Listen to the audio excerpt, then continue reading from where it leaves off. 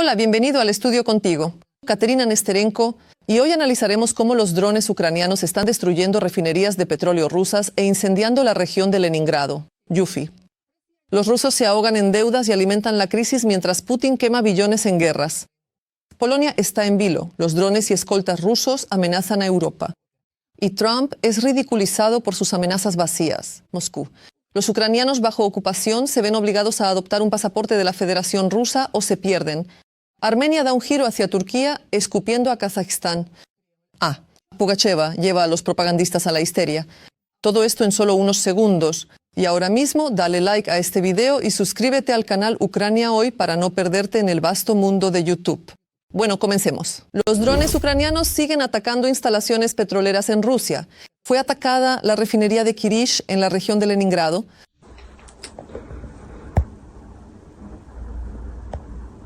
Las autoridades locales afirman que derribaron 3 drones, pero sus restos cayeron en el territorio de la planta y provocaron un incendio. Es una de las refinerías más grandes de Rusia, que procesa alrededor de 20 millones de toneladas de petróleo al año. El ataque se realizó desde una distancia de 810 kilómetros desde la frontera ucraniana, y ya lo llaman uno de los ataques más grandes hasta ahora. Así lo informó Robert Madiar, comandante de las Fuerzas de Sistemas No Tripulados de las Fuerzas Armadas de Ucrania, Brovdi. Pero las noticias no terminan aquí. En Ufa, Rusia, drones kamikaze atacaron la empresa Bashneft, y allí también se produjo un incendio. La planta se encuentra a 1.400 kilómetros de la frontera ucraniana. Pasamos a la Crimea temporalmente ocupada. Allí, las Fuerzas Armadas de Ucrania alcanzaron un nodo de comunicaciones de la flota del Mar Negro de la Federación Rusa, que proporcionaba el control de las unidades de la flota. Y para finalizar, sabotaje en la región de Oriol. La Dirección Principal de Inteligencia y las Fuerzas de Operaciones Especiales llevaron a cabo con éxito una operación para volar la conexión ferroviaria en la dirección Oriol-Kursk. Allí, durante la inspección de las vías férreas, se activó un artefacto explosivo. 2 empleados rusos ya se han ido al concierto de Abson. Otro más está en estado grave. Como resultado, al menos 10... Los trenes se retrasaron. Personas que necesitan ir a la ciudad de Belgorod, a Kursk o a Konare. Y ahora, sobre cómo la pseudoimperio se hunde en una crisis de combustible. Abastézcanse de bidones rusos y guarden la gasolina en el garaje para no quedarse sin nada. Quizás así logren aguantar. El doctor en economía Igor Lipsin criticó el estado de la economía rusa. La guerra la ha debilitado mucho. Especialmente sufre el sector petrolero. Drones ucranianos destruyeron cerca del 20% de la capacidad de las refinerías y también afectaron la exportación de productos petroleros. El resultado, combustible, se está acabando. El déficit crece como si estuviera en esteroides. Desde el punto de vista de la guerra, la economía rusa resultó ser muy vulnerable. Algo que antes nadie suponía porque existía la idea de que había una defensa antiaérea rusa que protegería al país. Todo eso es una farsa porque el territorio ruso es enorme y en ese territorio hay una gran cantidad de refinerías ubicadas de manera muy conveniente. Ucrania las está destruyendo una tras otra y en consecuencia casi una pérdida de capacidad productiva según distintas estimaciones de entre el 17 y el 20%. ¿Por qué se sorprenden de que tengan escasez? Desde Siberia empiezan a bombear gasolina y diésel a través de oleoductos, los llamados productos ductos. Ucrania también los ha atacado. Recientemente cerca de Ryazán destruyeron uno. Entonces, ¿de qué se sorprenden? Comienza la escasez. Llevo meses diciéndole a la gente en Rusia, chicos, recuerden las viejas prácticas populares rusas. Compren bidones de hojalata para gasolina y guárdenlos en el garaje. Tengan gasolina adicional para poder repostar y salir del paso de alguna manera. Según las estimaciones de la Dirección Principal de Inteligencia del Ministerio de Defensa de Ucrania, el Kremlin destina a la guerra el 13,1% del PIB o el 68% del presupuesto federal. Es decir, 2 de cada 3 rublos presupuestarios se destinan a la agresión contra Ucrania.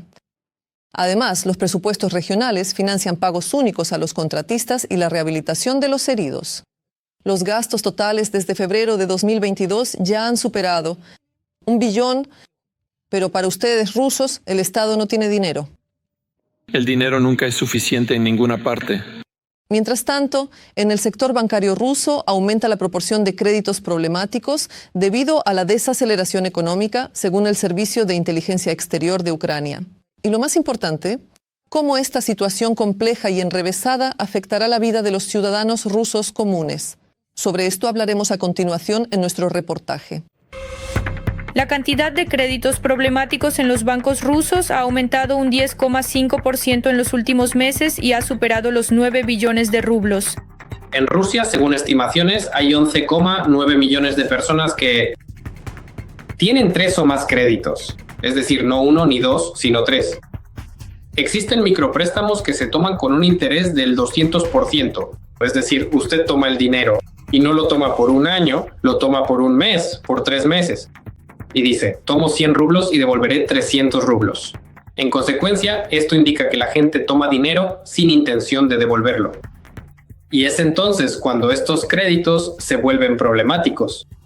Esto significa que quienes han tomado créditos simplemente no tienen la posibilidad de pagarlos. En el contexto de un alto nivel de endeudamiento, el Banco Central de Rusia ahora limita la posibilidad de otorgar créditos a personas con grandes deudas. Les aseguro que aquí no hay nada de qué temer. Algunos de nuestros colegas en el gobierno creen que incluso se puede aumentar este déficit.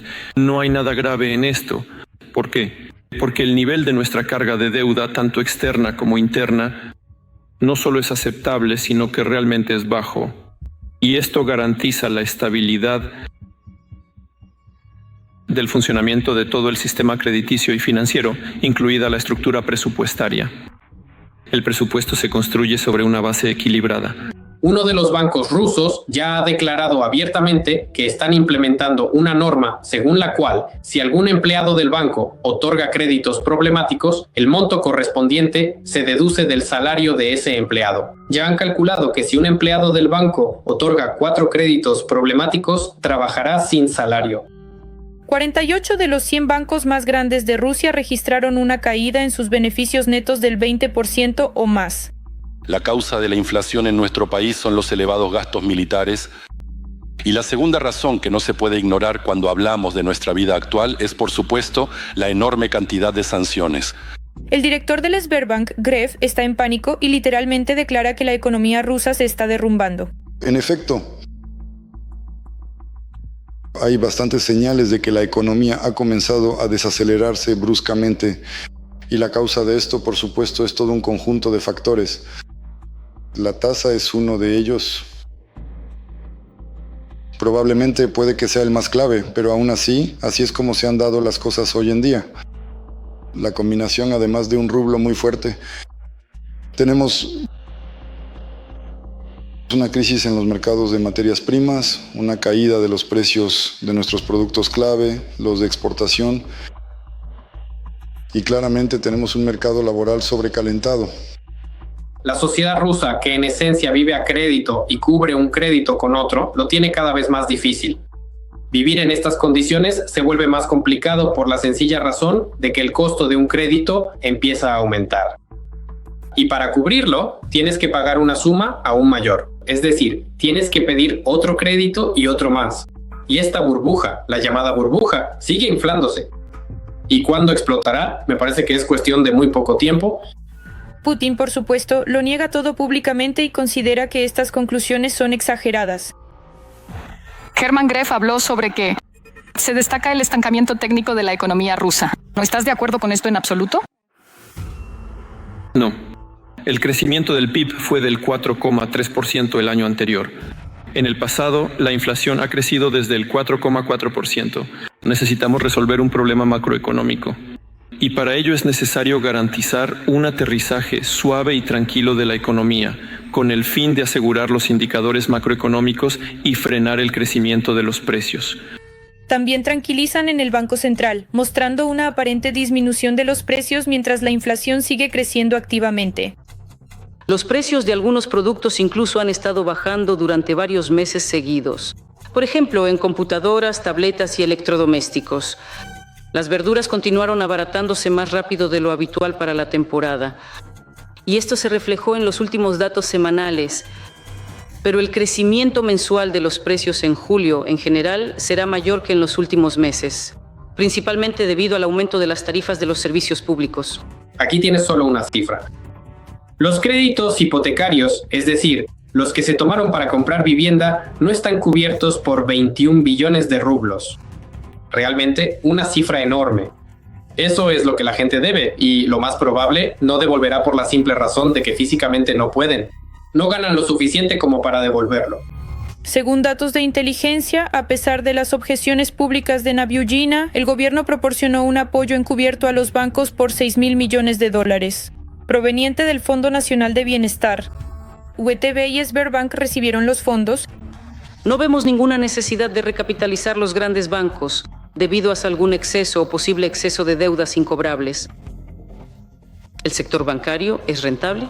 Recuerdo que, en primer lugar, para el semestre la ganancia fue de 1.700.000.000. Son números grandes. Ganancia.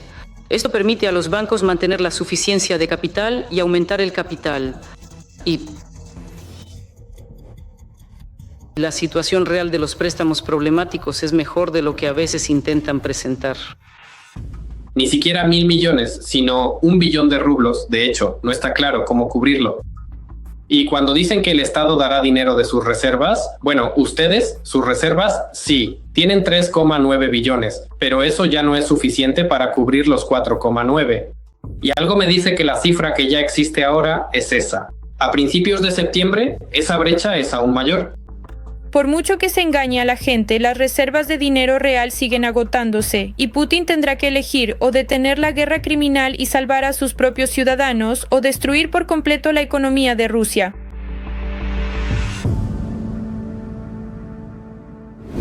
Y ahora sobre el acontecimiento más sonado para toda Europa, drones rusos sobre Polonia y una amenaza real para la UE.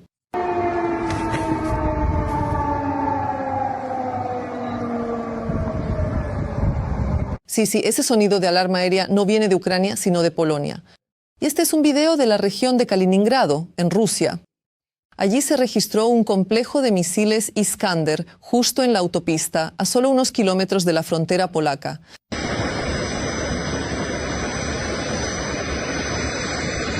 Para que lo entiendan, bajo la mira de los Iskander desde Kaliningrado hay 6 países de la OTAN. Desde la zona de despliegue del complejo, el alcance puede llegar a los territorios de Polonia y Lituania, Letonia, Estonia, Suecia y Alemania. Mientras tanto, el primer ministro polaco Donald Tusk declaró que los sistemas de defensa antiaérea terrestres han sido puestos en el más alto nivel de alerta. Al mismo tiempo, se puso en marcha la Operación Guardián del Este de Polonia y la OTAN. Por su parte, los polacos se están inscribiendo masivamente en entrenamientos militares voluntarios debido a la amenaza por parte de la Federación Rusa. Y las autoridades han reforzado la frontera con Bielorrusia, desplegando 40.000 militares y equipo pesado. Demuestran su disposición a cualquier desarrollo de los acontecimientos. Ven qué clima hace, así que un poco de dedicación era necesaria, pero con una defensa de hierro, Chechenia les contará sobre los chechenos del oeste. El presidente ucraniano Zelensky señaló que los drones rusos en la frontera con Polonia son una señal para toda Europa. Todos ven que la guerra de Rusia contra Ucrania es la guerra de Putin. Todos ven que los drones rusos contra Polonia también son la guerra de Putin. Pueden recorrer grandes distancias. Es una señal para todos en Europa. Pido a los socios que dejen de buscar excusas, que impongan sanciones severas. Si Putin no quiere la paz, hay que obligarlo. Su guerra terminará cuando no pueda continuarla. ¿Y ustedes qué piensan? ¿Se atreverá Rusia a atacar a Polonia y podrá la OTAN dar una respuesta adecuada? Escriban en los comentarios. En este contexto, The Washington Post señala que muchos han empezado a burlarse de Trump por sus fanfarronadas y amenazas incumplidas. Sin embargo, los ataques intensificados contra Ucrania y la operación planificada contra Rusia. Los objetivos occidentales muestran que la Federación Rusa confía en la indecisión de Trump y de los líderes europeos. Teniendo esto en cuenta, es probable que Moscú continúe poniendo a prueba la defensa de la OTAN. A los ucranianos los expulsan de la ocupación. Toma el pasaporte ruso o lárgate. Hace medio año, Putin firmó un decreto que pone a los ucranianos en los territorios ocupados ante una elección muy dura. Hasta el 10 de septiembre, toma el pasaporte ruso o haz las maletas. ¿No quieres?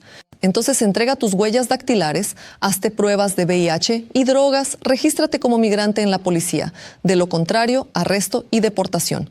Miles de personas están en peligro. Las casas y propiedades están siendo confiscadas. ¿Qué significa esto para los ucranianos y hasta dónde llegará el Kremlin? Analizamos todos los detalles a continuación en nuestro reportaje. Miren y escriban en los comentarios qué piensan al respecto. Rusia planea desalojar por la fuerza a los ucranianos de Ucrania. Se trata de aquellas personas que viven en los territorios ucranianos temporalmente ocupados y no tienen pasaporte ruso. En marzo de 2024, el dictador ruso Vladimir Putin firmó un decreto según el cual, a partir del 10 de septiembre de 2025, los ucranianos sin pasaporte ruso serán considerados migrantes ilegales y podrán ser deportados por la fuerza. Llevar a un niño al jardín de infancia o a la escuela, conseguir un trabajo en el sector público e incluso en alguna empresa municipal, es decir, para poder sobrevivir y ganarse la vida allí. Está claro que quienes no han obtenido el pasaporte no intentan ingresar al servicio público, entendiendo que ahora estarían trabajando para el poder de ocupación. Eso es un delito. Pero incluso en algunas empresas municipales, como las que barren las calles, antes podían conseguir trabajo sin pasaporte ruso. La supervivencia de los ucranianos en los territorios temporalmente ocupados ya era difícil antes. Ahora los rusos privan a las personas incluso de la posibilidad de permanecer en su propia tierra. El pasaporte ruso lo han recibido personas que también siguen esperando a Ucrania, pero se encuentran en una situación sin salida, no tienen de qué vivir. Son pensionistas que si no reciben la pensión simplemente morirán de hambre. Son personas que vivían de ayudas sociales y también muchos de los que simplemente perdieron su trabajo. En el documento se dice que los ciudadanos ucranianos que supuestamente se encuentran ilegalmente en la Federación Rusa deben abandonar el país o legalizar su situación. En los 10 años transcurridos en el territorio ocupado ha crecido toda una generación de personas que son asociales, que nacieron allí ya durante la guerra. O eran pequeños cuando comenzó la guerra, es decir, tenían unos 7 o 10 años y ahora ya han alcanzado la mayoría de edad. Y ellos, aparte de borracheras, drogas, asesinatos, torturas, no han visto nada más en ese territorio. Y así crecieron. No quieren trabajar.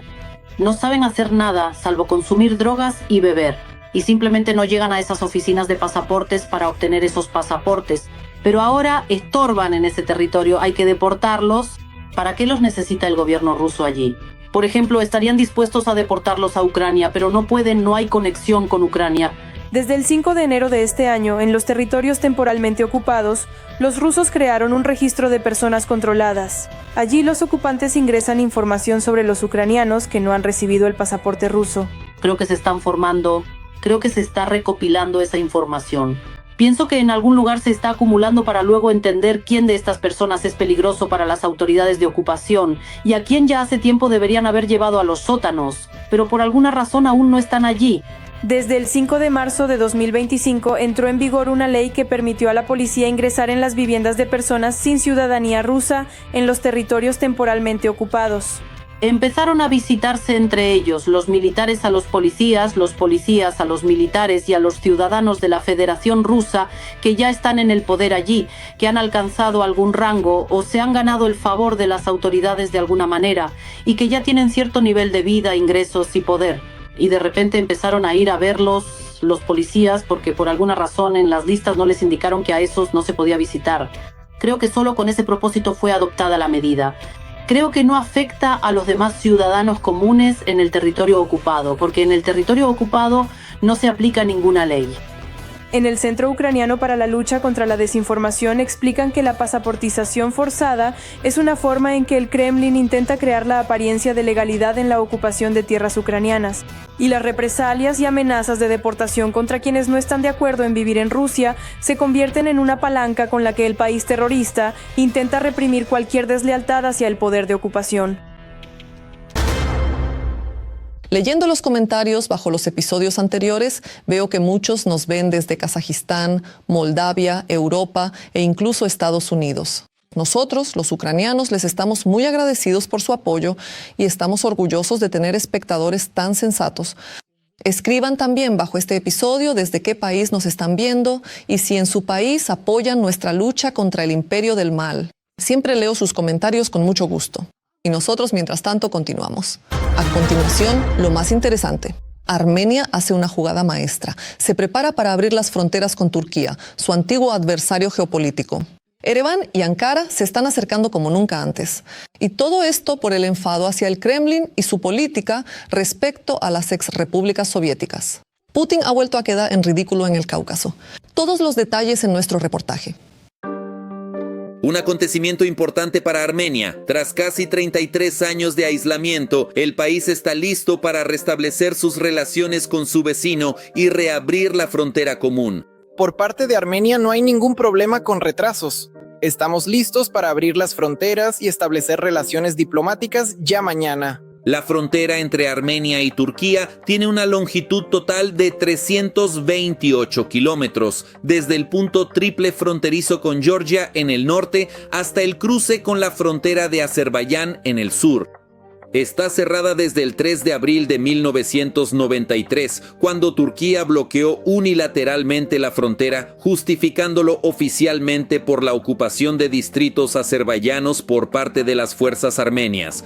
En aquel entonces, hace 3 décadas, el gobierno de Ankara prometió abrir la frontera solo bajo la condición de que Armenia dejara de buscar el reconocimiento internacional del genocidio armenio por parte de los turcos y retirara sus tropas de la zona de conflicto en Nagorno-Karabaj. Y ahora, en 2025, las discrepancias entre los países vecinos, al parecer, han sido superadas. Los expertos consideran que de este modo Pashinyan intenta desplazar el enfoque de las reclamaciones territoriales hacia el intento de construir relaciones pacíficas con los vecinos. Armenia adoptó un nuevo y drástico rumbo hacia la reconciliación con sus vecinos hace muy poco.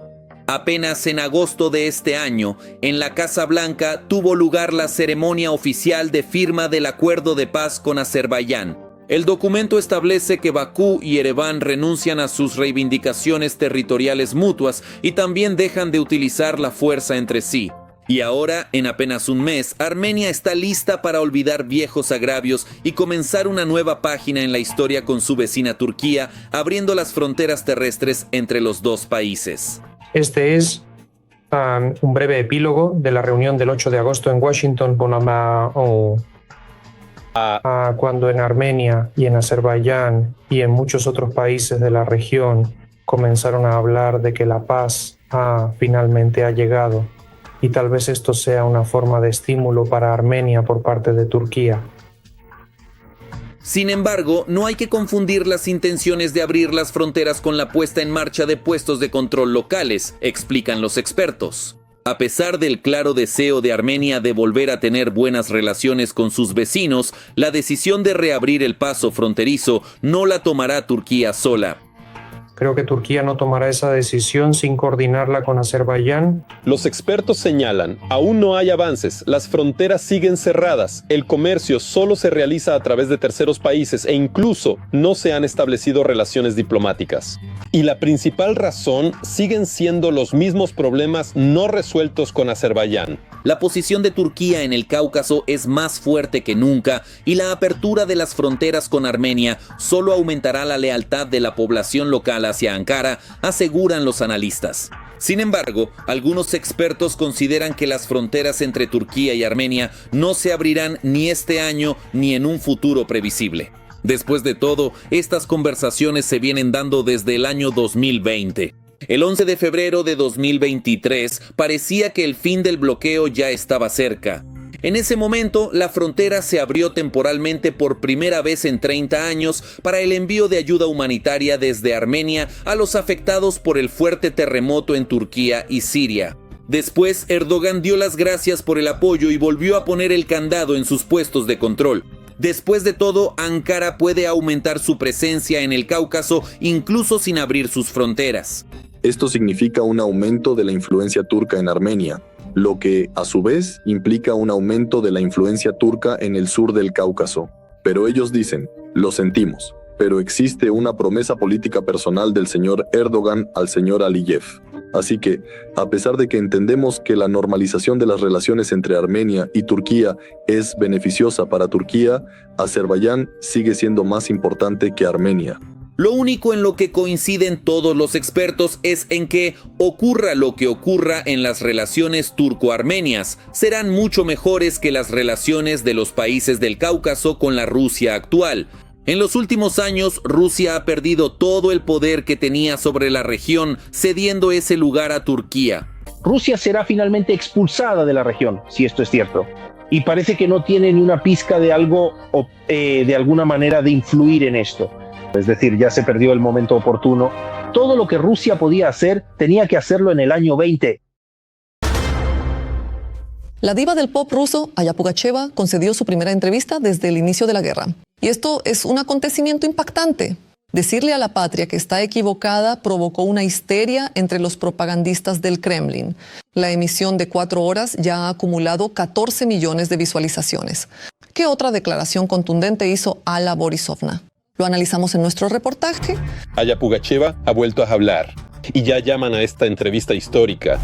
El país me alimentó, me dio de beber, me cuidó, me mimó, me otorgó algunos premios.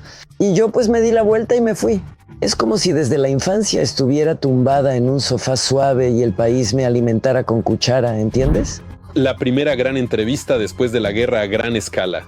Queda claro, la conversación no es sobre canciones ni el escenario, sino sobre el país del que ella habla con honestidad y franqueza. Yo no me habría quedado callada, porque para mí habría sido mejor irme. Por supuesto, sabía cómo podía terminar esto.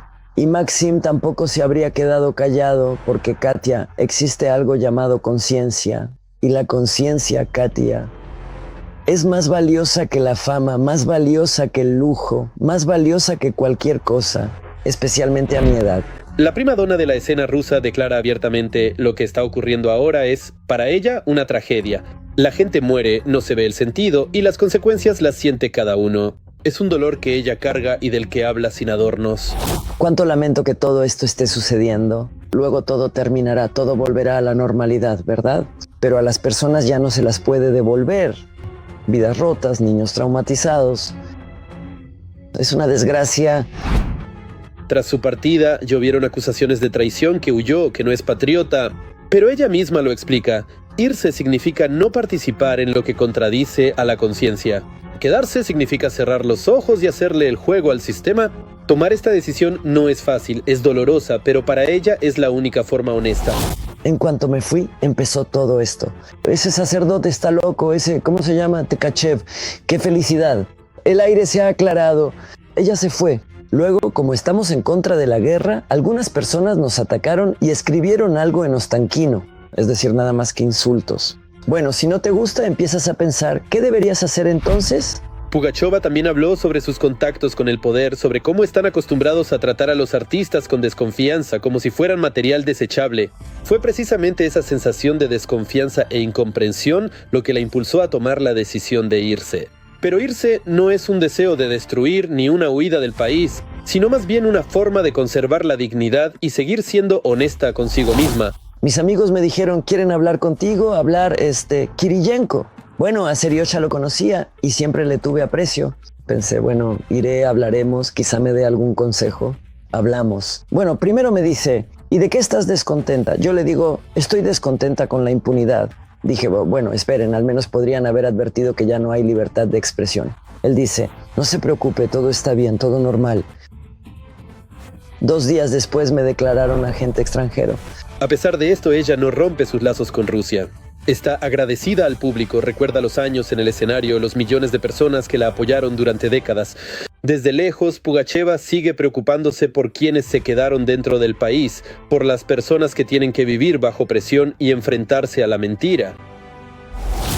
¿Decirle a la patria que está equivocada es patriotismo? Por supuesto. Hay que decirle todo a la patria, venir y ayudar con esto. Chicos, aprendan a decir siempre la verdad. Aprendan a aspirar sinceramente a lo bueno, a lo amable, a lo bello. No hay que destruir nada, hay que crear. Hay que rezar por la paz, no saborear la guerra. Pugacheva habla de cosas simples pero importantes: paz, honestidad, verdad. Para ella no son consignas, sino cuestiones de conciencia. Ella demuestra que ser rusa no significa ser sumisa o agresiva, significa ser honesta, capaz de pensar, capaz de mantener la dignidad incluso en tiempos difíciles.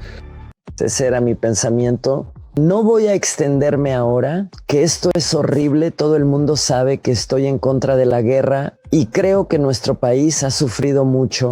En segundo lugar, en primer lugar, por supuesto, lo siento porque es difícil explicar con los dedos que algunas personas no quieren vivir en un piso comunitario, quieren pisos separados. Esto se entiende. Y cuando dicen que quieren la independencia, eso significa todo, ¿no? Bueno, estos son hermanos. Su posición es ambigua. Para algunos es una traidora, para otros es la voz de la conciencia. Pero en cualquier caso, Borisovna eligió la apertura y la honestidad en lugar del silencio, la conciencia en lugar de la comodidad. Una elección que es rara. No sé cómo me sentiría allí ahora, ni cómo sería eso, y con los niños y... No. La entrevista no suena como una protesta, ni como un manifiesto, sino como una verdad personal, una condena a la injusticia, una demostración de decepción hacia quienes gobiernan. Pero Putin no es una persona tonta, yo lo conozco. ¿Usted incluso hizo campaña por él? No es que hiciera campaña, yo voté por él.